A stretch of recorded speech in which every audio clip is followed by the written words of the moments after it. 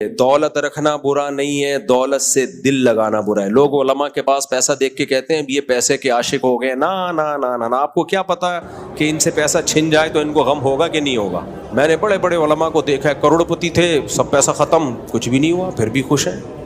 جو آدمی کم ظرف ہوتا ہے نا، وہ اپنے حساب سے سوچ رہا ہوتا ہے، کیونکہ دنیا دار آدمی کے دل میں دنیا کی محبت ہوتی ہے، گاڑیوں کی، بنگلوں کی، پیسے کی، تو وہ سمجھتا ہے کہ سارے میرے جیسے ہی ہیں۔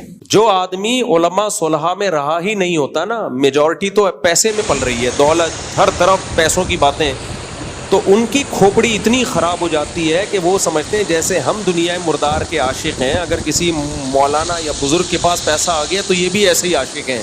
وہ بھائی سارے آپ جیسے نہیں ہوتے۔ پیسے کی دل میں محبت ہے یا نہیں، اس سے نہیں پتہ چلتا کہ آپ پیسہ رکھ رہے ہیں کہ نہیں رکھ رہے۔ پتہ جب چلتا ہے، چھن جاتا ہے تو غم کتنا ہوتا ہے۔ میں نے اللہ والوں کو دیکھا ہے، ان کے کاروبار میں لاکھوں روپے ڈوب گئے، زیرو پہ آگے کھڑے ہو گئے، پھر بھی خوش، کوئی ٹینشن نہیں، کہہ رہے ہیں اللہ کا شکر ہے 2 وقت کی روٹی ہے بھائی، کھا رہے ہیں، پھر دوبارہ دے دی اللہ نے۔